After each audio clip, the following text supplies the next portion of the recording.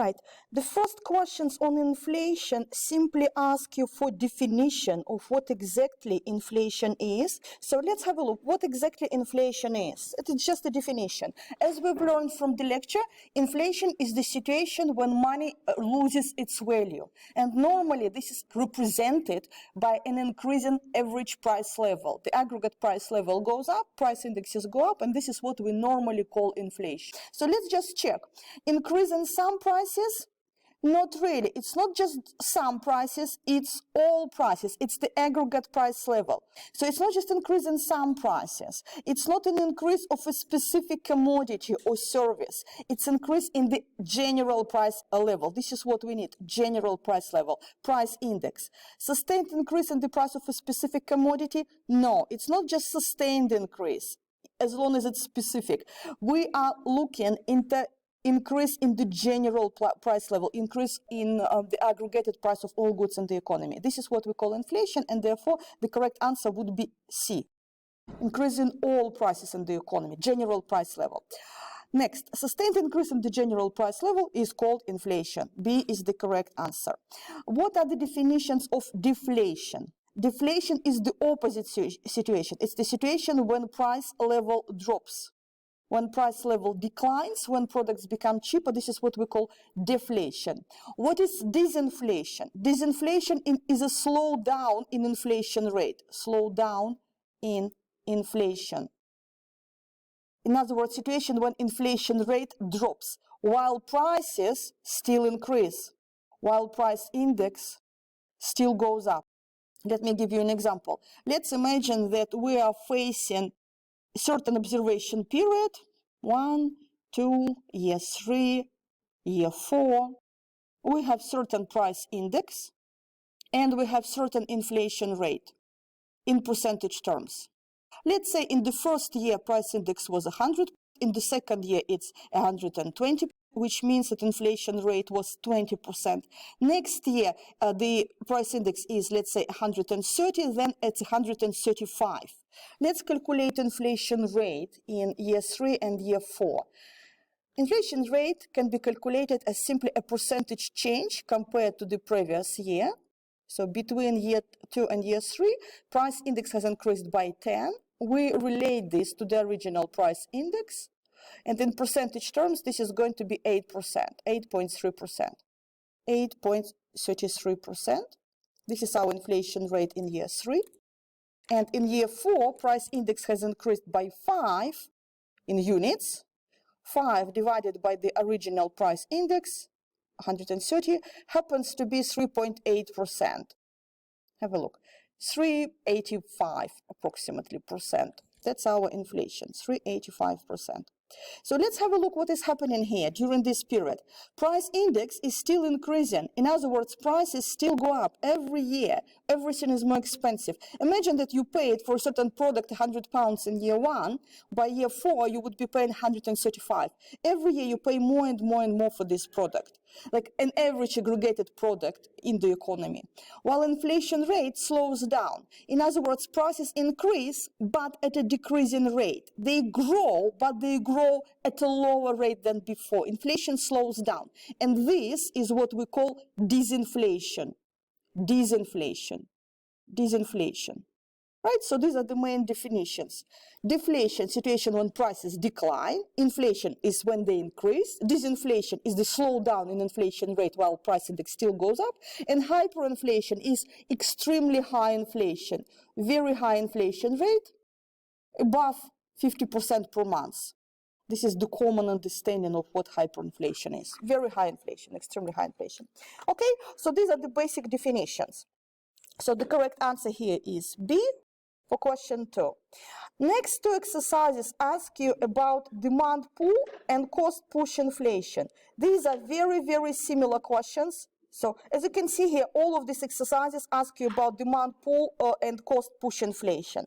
So let me just explain you what these are. Just let me draw two very quick graphs and you will understand everything.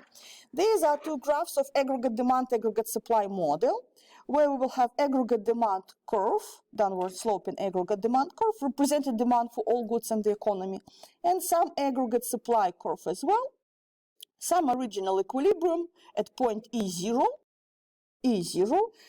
which means that we have certain initial price level. We have price level along vertical axis, as in other graphs in macroeconomics, and we have national output along horizontal axis. We produce certain initial national output as well. So what can happen then? Let's imagine that our demand curve goes up, shifts upwards, moves to a new level, aggregate demand new. Of course, equilibrium will also move to a new equilibrium point E new. We move to a new equilibrium. Our output goes up, higher, and prices are also higher. New price level is higher, as you can see. And it is this specific increase in prices which we call demand pull inflation. Have a look. This is our demand pull inflation. This is what it is. It's inflation caused by a persistent shift in aggregate demand curve. So whenever aggregate demand curve goes up, our economy moves to a new equilibrium at a higher price level. This is the demand pull inflation.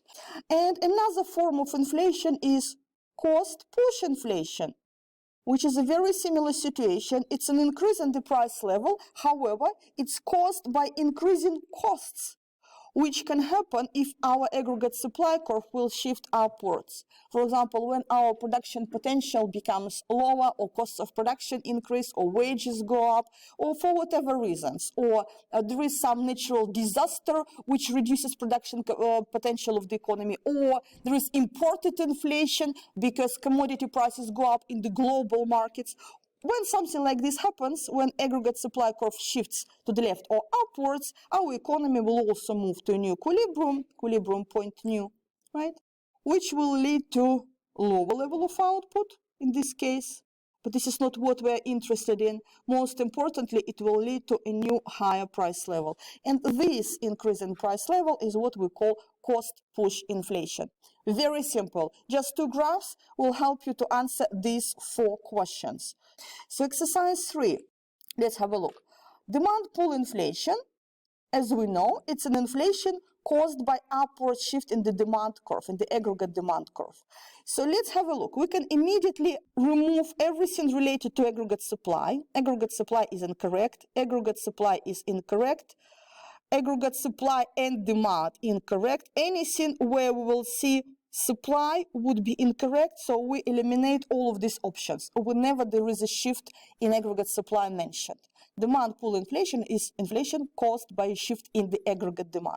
We are left with options A and C. So it's a shift in aggregate demand curve, that's correct. The question is, where does it shift? Inwards or outwards? We know it's an upward shift in aggregate demand. It should go up in order for prices to increase. So it's an outward shift in the aggregate demand, which means the correct answer would be C, right? Cost push inflation, the opposite situation. It's an inflation, as we've learned, caused by a shift in aggregate supply curve. Therefore, we can immediately eliminate everything, all options which mention demand. Not A, not C, not E or F, because they mention aggregate demand. And we're left with options B and D, which mention supply curve only. These are our possible options. The question is where supply curve shifts, inwards or outwards. It's a shift closer to the origin. Aggregate supply should go down. It moves towards the origin. We are producing less products at each possible price level. Therefore, it's an inward shift in the aggregate supply curve. B, in this case, is the correct answer. Let's remind us why it's inward shift. For those of you who don't remember from microeconomics part of the module, why do we call this an inward shift? It's an inward shift. Because we are producing less products, our output is now lower at each possible price level. Our supply goes down. This is what we've learned in one of the very first lectures. A shift in aggregate supply curve in this direction to the left means that supply is lower. It's an inward shift. We produce less output. We move along horizontal axis closer to the origin. It's a shift inwards. So this is what causes cost push inflation. Okay, and questions 5 and 6 are very similar. They ask the same thing, but in a slightly different form. So let's have a look. Demand pull inflation. As we know, it's a shift in aggregate demand outwards. Let's just find this option in among those provided. So aggregate supply increases? No, it's not related to aggregate supply. Aggregate supply decreases? No, it's not about aggregate supply. Demand, demand, demand, aggregate demand. Okay, here aggregate supply is mentioned again, so we eliminate all options which mention aggregate supply. This can't be correct because demand pull inflation has nothing to do with aggregate supply curve. Right? And again, we are left with only two options, C and D. Aggregate demand increases, that ultimately causes the price level to increase. This is exactly what we're having here. Aggregate demand goes up. There is too much demand for the economy. Consumers want to buy more, and because they are buying more, they're crazy about buying products, they're prepared to pay higher prices, right? And on the other hand, suppliers are using this to their advantage. If consumers are queuing to buy your products, why don't you charge higher price if you can generate additional profit? Why not? They can do this. Moreover, it's harder for them to produce additional output very close to possibly their production capacity. Their costs go up. That is why it's only reasonable to expect that prices will increase when demand is very strong. That is why, as we've learned, actually, this is what we're covering in this week's lecture, economic policy. As we've learned during different stages of the business cycle, when economy is growing and booming, output increases, but the economy tends to overheat. Inflation accelerates during expansionary stages of the business cycle. This is exactly the reason why, because there is demand pull inflation happening in the economy. Next, cost push inflation typically follows which pattern? It's this second graph. Again, it's a shift in aggregate supply curve, which means that we can eliminate all possible options which mention aggregate demand. So basically, straight away, we've removed 4 options out of 6, and we are left with options A and B only. Aggregate supply goes down in this case. Our production capacity shrinks. So that is why it's not an increase, it's a decrease in aggregate supply, which causes price level to increase. The correct answer would be B. Low production potential, we can produce less products and therefore prices increase because products become scarcer and consumers must be prepared to pay more. Okay, any questions based on these definitions? No? Okay, let's then work on the next group of questions. This group of exercises is simply based on calculations for inflation rate. So question 7 asks you exactly what consumer price index is. As we know, it's a fixed market basket of consumer goods. We've discussed this already in the beginning of seminar. It's a fixed basket. It's not all goods and services. It's not all goods produced. It's a fixed basket. What you also need to know is that there is a difference between CPI, consumer price index, and GDP deflator. GDP deflator. They include different baskets of goods. So different goods will be accounted for by these indexes. For example, consumer price index includes consumer goods only, goods and services, consumer goods, while GDP deflator will include consumer plus investment goods. For example, as an average consumer, you wouldn't buy this construction machinery, so you wouldn't care how expensive it is. However, companies would be affected by increasing the price for these, I don't know, diggers, for example, right? So they will be accounted for by different indexes. However, consumer price index, CPI, includes domestically produced and imported goods. Domestic plus imported goods, because we do buy lots of imports. We don't only focus our purchases on local output, on local production. We do buy imports. That's why cost of imports is important for our standards of living, and it's included in the CPI price index. While GDP deflator includes domestic goods only, domestically produced goods only. It measures the cost, the increase in prices in our GDP, within our GDP, domestic products. So just be aware of this because there will be some questions in the exam based on that. And next questions are asking you to calculate inflation. And let's start with exercise 14. We'll come back to 13 in a minute. Inflation rate is simply a percentage change in price index, in percentages. We calculate this as a change in the price index or price level. So we take the new price index, subtract old price index, as we've done previously for elasticity, for economic growth, and divide by old price index and multiply this by 100%. Or what you can also do, you can if you open a textbook, there will be slightly different notation, more academic, more correct, proper notation. Instead of new, they will state that its price level in period T, in the current period, while old price index is an index in period T minus 1, in the previous period. Old is T minus 1. So for example, we have some series for year 1 and year 2. Now we are in year 2. This is our period T. Previous time period would be T minus 1.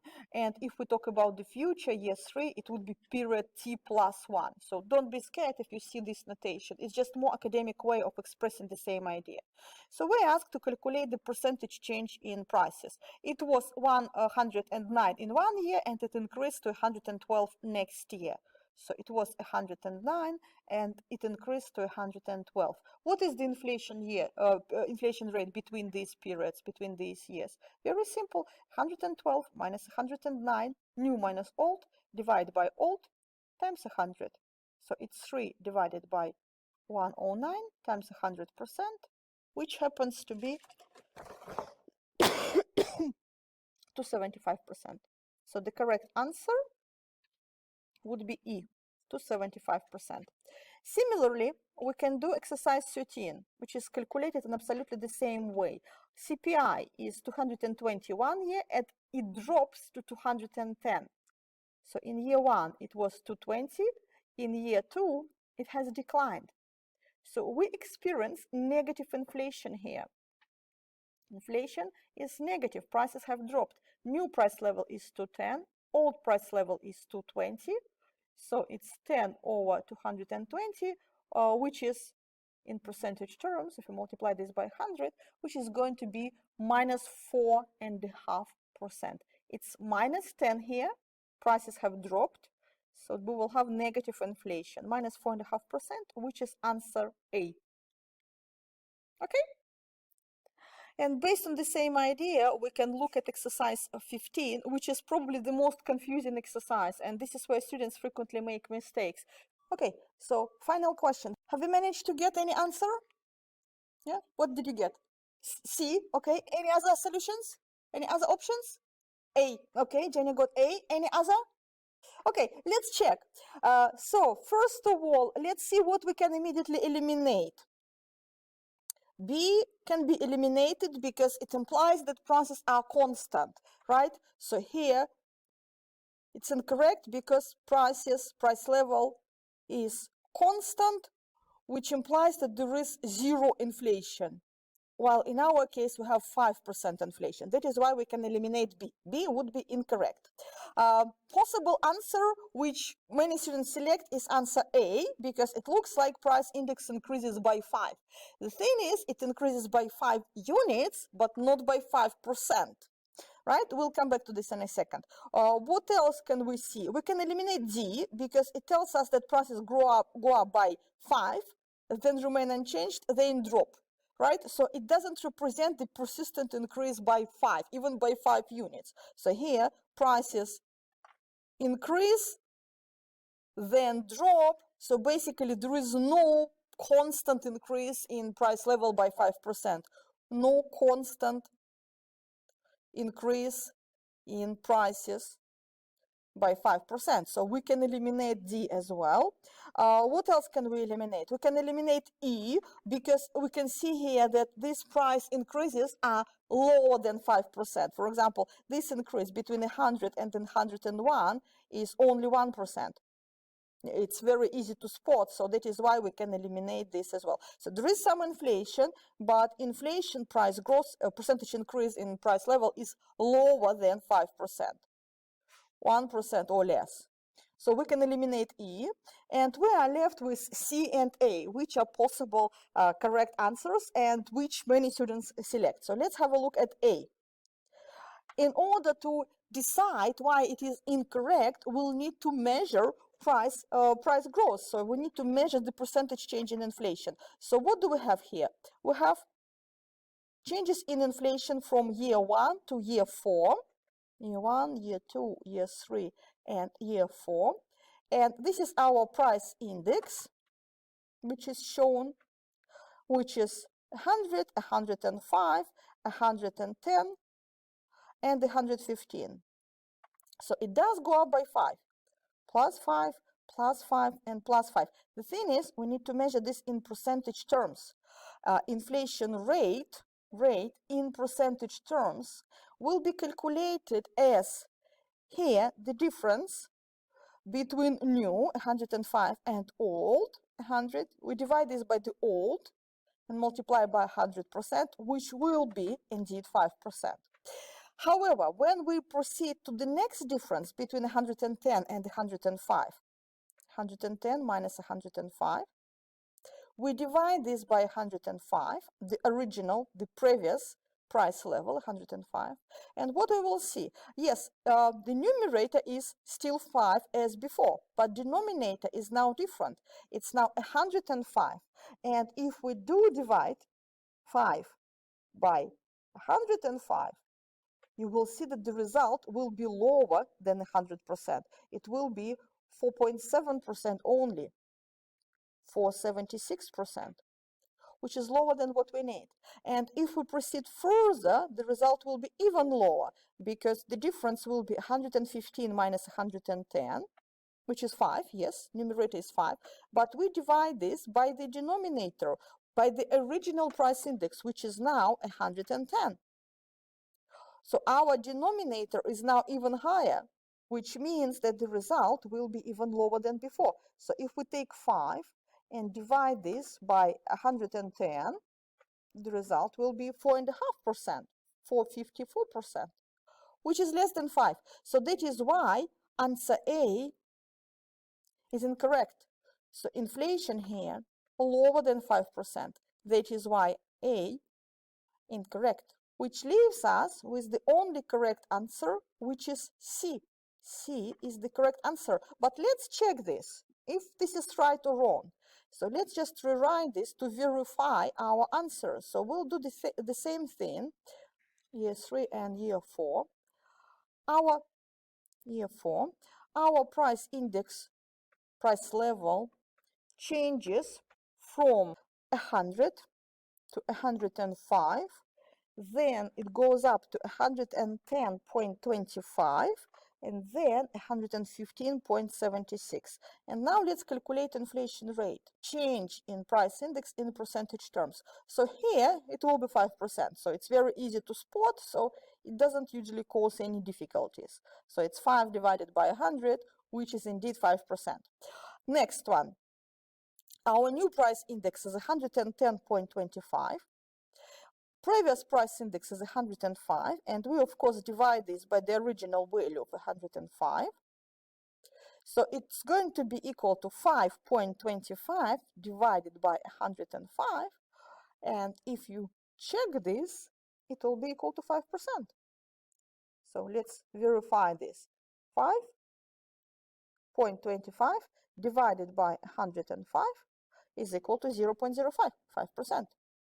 Next one, so that's correct, that's correct. Next one, the final one, 115.76 minus 110.25, new minus old, divided by old value, and of course times 100%. The numerator is now going to be different, so let's just demonstrate this again using a calculator. 115.76 minus 110.25, 551. We divide this by 110.25, 110.25. Yes, so it's going to be equal to 4.9977, etc. So we can round this up times 100%, and you will see that it's going to be equal to 5% when you round it. So 49977, which is approximately 5%. Correct. So that is why the correct answer here will be C, but it's not immediately obvious. And that's why I call this probably the trickiest question in the whole seminar. Many students make mistakes in this particular exercise. So if you've chosen A, you are not alone. Believe me, many students have done this mistake in the past. Just check the percentage changes, and you will see that the result will be different.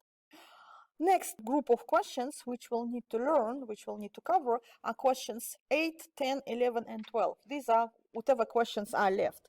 they're all based around the same formula, the formula for real and nominal interest rate. You need to learn this difference. So previously, in a previous topic on GDP, we have learned the formula for real GDP, for real output. If you need to calculate real output, you take nominal output and divide it by price index, by price level. So whatever is expressed in form of money, output, consumption, income, investment, anything, this is the formula which you are going to use to calculate real value. You take nominal and divide by price index or price level. If, however, you need to calculate real interest rate, you will use a different formula. So real interest rate will be calculated as nominal interest rate in percentage terms minus inflation rate. So these are just two formulas which you'll need to use. For monetary values, for output, for anything measured in money, you will use the first formula, nominal divided by price index or price level. For percentages, you will use the second formula, right? And based on these formulas, we can then answer our questions, our exercises. So have a look. Inflation rate is 14% per year and your nominal income goes up by 13%. So what will happen to your real income? So have a look. Your nominal income increases by 13%, but prices go up by 14%, which means they go up by more. What happens to your real income? It will decline. So you are not fully compensated for price increase. Prices grow up by 14%, but you get some pay rise, but it's not sufficient to compensate you for this price increase. You only get a portion of this price rise. So as a result, in real terms, your real output will slightly decline by approximately 1% or so. It declines slightly. The correct answer will be A, because your nominal does not cover the full increase in the denominator, so the ratio will decline. Next three exercises are based on the second formula. So the exercise 10 asks you about the formula for real interest rate, how it can be expressed. It's the difference between nominal and inflation, which is answer C. Nominal minus inflation rate. That's just the formula. And in the remaining exercises, you are asked to apply this. For example, annual inflation rate is 5%. Nominal interest rate is 6. What will be the real interest rate? 1. That's all. It literally takes a second to do this exercise if you know the formula, right? A real interest rate is the difference between nominal and inflation. So the correct answer will be A. And next exercise is absolutely the same. You borrowed money to purchase a car. Nominal interest rate was 8%, but inflation was 6%. So it actually reduced the real value of her debt, and her real cost of borrowing was 2% only, which is answer D. So you need to be aware of this effect of inflation. Inflation erodes the purchasing power of your money. It reduces the purchasing power of your income. If you are on a fixed income, if you earn, let's say, £1,000 every month, but prices of everything go up all the time, it means that you become poorer. You will be able to purchase less with time. Right? Inflation eats into your income, it eats into your savings. Similarly, if you've saved £1,000 and keep it in your saving account or in your bank, but inflation goes up, inflation eats into this, and the real purchasing power of your savings will become lower. In 5 years' time, for example, you will be able to purchase less products, less goods for your savings. But what is interesting is that inflation also erodes the real value of your debt. And inflation helps you to repay your debts because it reduces the real interest rate on your borrowing. You borrow money at 8%, but in fact, everything goes up by 6% every year. So you are only overpaying 2% in real terms on your borrowing. And sometimes you can be in a situation, this is the best situation to be in for a saver or for the borrower, when inflation exceeds the interest rate. For example, I have a mortgage. I have a very large house, and the mortgage rate on my borrowing is 59%. So I've borrowed a lot of money at 0.59%. But actual inflation in the economy is 2%, which means that the real interest rate I'm paying is negative. I'm paying minus 1.5% approximately. So strictly speaking, bank is kind of subsidizing me. Every year I'll need to repay 1.5% less in real terms compared to what I've borrowed. And the longer the situation lasts, the more I benefit, because I will need to repay less than I've borrowed in real terms, right? So whenever you borrow money, not all debt is bad debt. In majority of cases, if you cannot handle your debt, you will become poorer. But if you can borrow money at the interest rate which is below inflation, inflation will help you. It will help you to repay. You will return less than you've borrowed. And this is true for business loans. This is true for personal finances. And similarly, in this situation, if you get 0.5% on your savings, but inflation rate is 2%, it means that in real terms, you still lose out. Inflation still reduces the purchasing power of your savings. You need to ensure that your money work. So basically the recipe to becoming wealthy is to get return which is higher than inflation. If you have any savings, make sure that you get it to work and earn a return which is greater than the inflation rate. By doing this, your wealth will accelerate. It will increase gradually. If you don't get this return, it will erode the purchasing power of your savings. All your hard-earned cash will be reduced sometimes to nothing, depending on the strength, depending on the rate of inflation. Okay, I think that's all I had to cover in this particular topic. Would you like to ask me any questions?